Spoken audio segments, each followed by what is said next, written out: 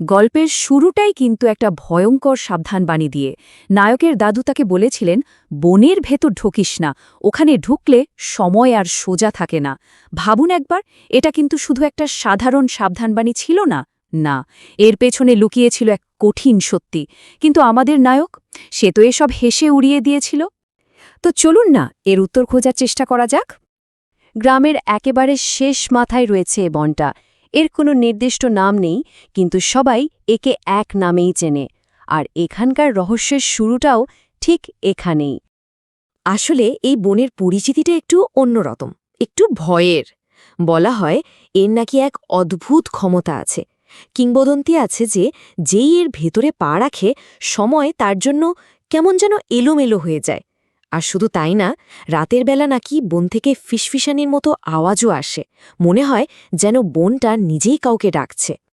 গ্রামের এক বয়স্ক লোক তাকে বারবার সাবধান করেছিলেন। বলেছিলেন, শোনো, ওই বন থেকে কেউ কিন্তু অক্ষত অবস্থায় ফেরে না। কেউ ফেরে একেবারে বুড়ো হয়ে, কেউ আবার শিশু হয়ে যায়, আর কেউ তো ফেরেই না। কি ভয়ঙ্কর কথা, তাই না? কিন্তু আমাদের নায়ক, তার কাছে এসব ছিল নিছকই কুসংস্কার। সে পাত্তা না দিয়ে হেসে উড়িয়ে দিল। কিন্তু বনে পা রাখার ঠিক পর মুহূর্তেই সব কিছু যেন পাল্টে গেল। একেবারে নিমিষে তার হাতের ঘড়িটা বন্ধ, ফোনের স্ক্রিনটা নিকষ কালো, কিচ্ছু কাজ করছে না। আর চারপাশের গাছগুলো, সে এক অবিশ্বাস্য দৃশ্য। মানে একই ডালে কচি সবুজ পাতা, আবার পাশেই শুকনো ঝরা পাতা। একদিকে ফুল ফুটে আছে, তো আরেকদিকে পচন ধরেছে। সব কিছু একসাথে। প্রকৃতির সমস্ত নিয়ম যেন এখানে এসে ভেঙে পড়েছে। কারণ বনের যত গভীরে যাওয়া যাচ্ছে, সময় ততটাই অদ্ভুত আচরণ করছে। এটার কোনো সিধি রেখায় চলছে না। ব্যাপারটা ঠিক যেন একটা ভাঙা আয়নার মতো, যার প্রত্যেকটা টুকরোতে আলাদা আলাদা ছবি দেখা যাচ্ছে। অতীত, বর্তমান, ভবিষ্যৎ, সব একসাথে চোখের সামনে। হঠাৎই তার সামনে এসে দাঁড়ালেন তার বাবা। কিন্তু এ কি? এ তো তার যুবক বয়সের বাবা, ঠিক যেমনটা সে তার জন্মের আগের পুরনো ছবিতে দেখেছে। আরও অবাক করা ব্যাপার হলো, তার বাবা একটু অবাক হলেন না। উল্টে শান্ত গলায় বললেন, আমিও একদিন ঠিক এমনই ঠুকেছিলাম এখানে। চোখের সামনে একের পর এক দৃশ্য ভেসে উঠতে লাগল। এক ঝলক সে দেখল তার মা তাকে ছোট্ট শিশু অবস্থায় কোলে নিয়ে কাঁদছেন। পর মুহূর্তেই দেখল নিজেকেই, কিন্তু এক বৃদ্ধ, যার চোখে কোনো প্রাণ নেই। আবার পলক ফেলতেই দেখল সেই ছোট্টবেলার নিজেকে, যে এই বনেই হারিয়ে গিয়েছিল। সবকিছু একসাথে ঘটছে, কোনো আগামাথা নেই, কোনো তরতিব নেই। আর ঠিক সেই সময়ে বনের গভীর থেকে একটা আওয়াজ ভেসে এলো। কোনো মানুষের গলা নয়, একদমই না। বরফ শীতল একটা স্বর। মনে হচ্ছিল যেন বনটা নিজেই কথা বলছে। আর তার দাবিটা শুনলে গায়ে কাঁটা দেবে। সে বলছে, একজনকে রেখে যেতে হবে।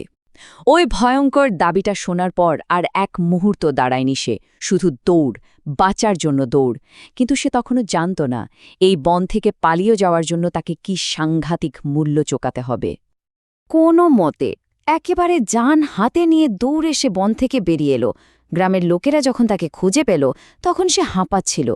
তার মুখে প্রথম প্রশ্নটাই ছিল, আমি আমি ভেতরে কতক্ষণ ছিলাম? হয়তো সে ভাবছিল কয়েক ঘন্টা, বা খুব বেশি হলে একটা দিন। কিন্তু যে উত্তরটা সে পেল, সেটা তার সমস্ত কল্পনাকে চুরমার করে দিল। শুধু একটাই সংখ্যা, ৩০। হ্যাঁ, ৩০টা বছর। তার জীবন থেকে পুরো ৩০টা বছর ওই বনটা কেড়ে নিয়েছে। তার কাছে যেটা মাত্র কয়েক ঘন্টা মনে হয়েছিল, বাস্তবে সেটা ছিল ৩-৩টে দশক।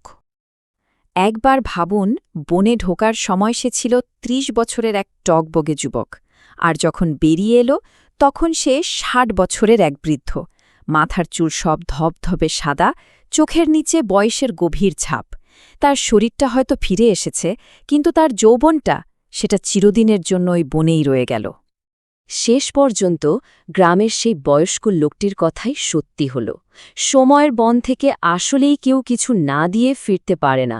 আর আমাদের নায়ককে দিয়ে আসতে হয়েছে তার জীবনের সবচেয়ে দামি জিনিসটা, তার সময়। সবকিছু হারিয়ে আমাদের নায়ক এখন এক নতুন দায়িত্ব পেয়েছে। সে আর আগের মানুষটা নেই, সে এখন নিজেই একটা জীবন্ত সতর্কবার্তা।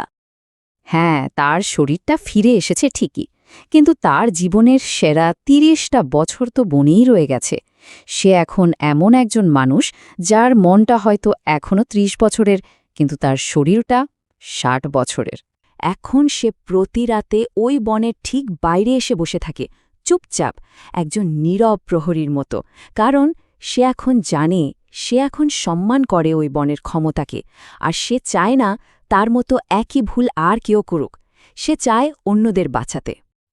কিন্তু গল্পটা এখানেই শেষ নয়, কারণ বনের ভেতর থেকে সেই শীতল ফিসফিসানিটা এখনও শোনা যায়। একজন তো ফিরেছে, আরও একজন চাই।